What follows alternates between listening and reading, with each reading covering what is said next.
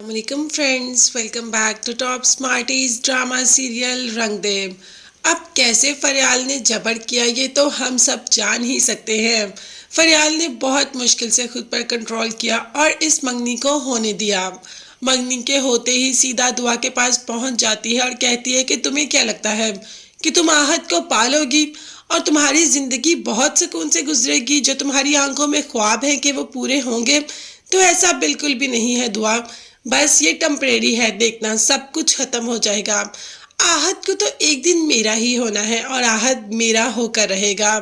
दुआ को तो यकीन नहीं आ रहा कि फरियाल इस दिन दुआ से ऐसी बात भी कर सकती है। फरियाल का बात करते ही ऊपर से आहत आ जाता है और फरियाल आहत के सामने तो बिल्कुल नॉर्मल बिहेव करती है और उसे कॉन्ग्रेचुलेट भी करती है और वहां से चली जाती है।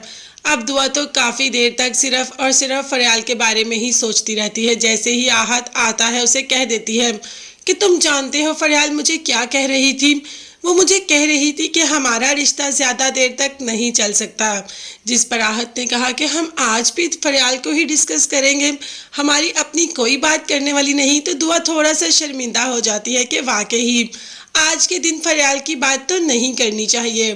दूसरी तरफ तौकीर जो कि इस रिश्ते के लिए राजी नहीं, ये नहीं कि आहत अच्छा लड़का नहीं है, बल्कि ये कि भाई जहाँ से उसको पैसे मिल रहे हैं आजर से, जो कि चाहता है कि दुआ से शादी हो जाए उसकी, और अगर आजर की शादी दुआ से हो गई तो तौकीर की तो लाइफ बन जाएगी। यही तो चाहता है तौकीर के उसकी लाइफ बन जाए, मगर दुआ उसने ऐसा नामुमकिन कर दिया।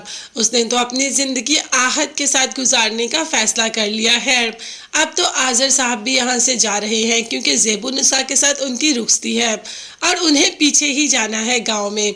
इसीलिए तो तौकीर से कह के जा रहा है कि मेरा दिल कर रहा है कि मैं दुआ से भी मिल के जाऊँ, मगर तौकीर ने कहा कि आजर साहब आप जाएं, अपनी नई जिंदगी की शुरुआत करें, बाद में आपने यहीं आना है।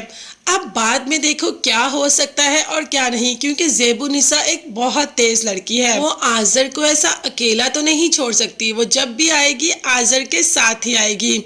अभी तो देखते हैं कि ज़ेबुन्निसा आजर के साथ क्या क्या करती है। वैसे आजर को तो खुद भी इतना यकीन नहीं कि ज़ेबुन्निसा क्या कुछ कर सकती है।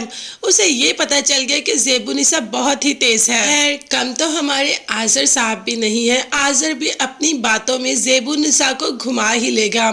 और फरियाल का क्या करेंगे?